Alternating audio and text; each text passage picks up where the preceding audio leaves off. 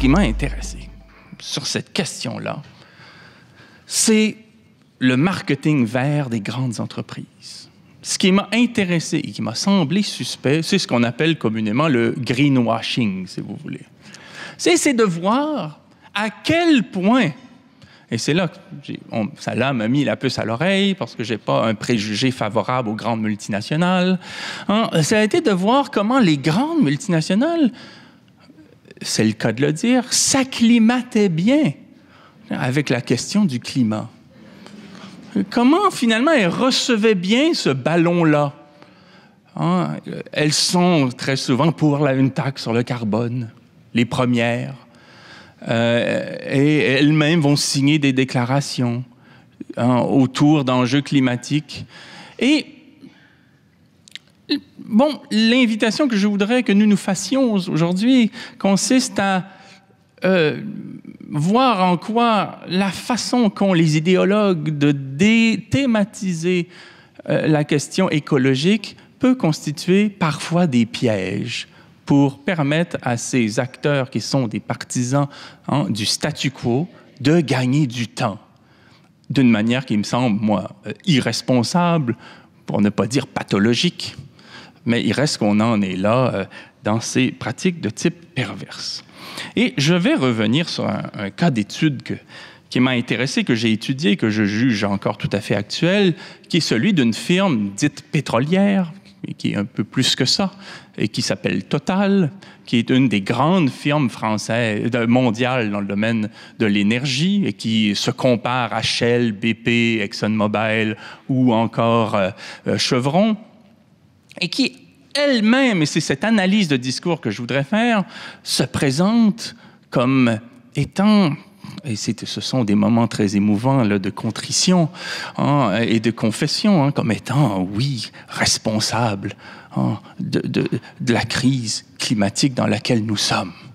Bon, et ça a été, il y a eu des déclarations comme ça très sincères qui ont été faites par les représentants de Total au moment de la COP 21 en 2015 à Paris, avec d'autres multinationales associées à l'énergie. Et je voudrais essayer de comprendre comment il se fait que les pyromanes deviennent soudainement tellement amis des pompiers. Je voudrais essayer de comprendre pourquoi tout d'un coup, ce discours-là que nous tenons et qui devrait être le vecteur d'avancée sur le plan des politiques écologiques, et l'occasion d'un militantisme qui devrait être, au fond, engagé dans des transformations profondes en ce qui concerne nos pratiques collectives. Comment il se fait que ce vecteur-là se trouve tout d'un coup adopté d'une manière tout à fait aisée et fluide par ces instances qui devraient être nos antagonistes? Bon.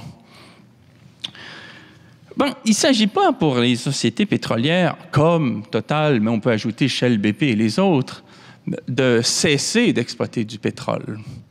L'argument est très simple. Nous, je cite une firme qui est très bavarde. Il y a beaucoup de déclarations, il y a beaucoup de communiqués de presse, il y a beaucoup d'entretiens sur des plateaux à la radio, à la télévision. Donc, vous avez des gens qui vous disent « Nous, on ne veut pas tellement exploiter du pétrole. » Bon, il y a une demande.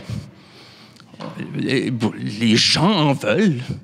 Bon, on les a coincés il y a plusieurs décennies dans des politiques d'étalement urbain avec nos amis constructeurs automobiles, de façon à ce qu'aucun système de transport en commun soit efficace dans une pensée urbanistique tout à fait déraisonnable. Donc aujourd'hui, ils veulent, c'est eux, ils veulent du pétrole, c'est bon.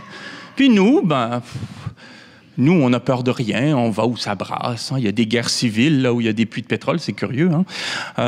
Et on est capable, on n'a pas froid aux yeux, on va le chercher, puis humblement, on apporte aux honnêtes consommateurs qui dictent les règles du marché ce qu'il en est.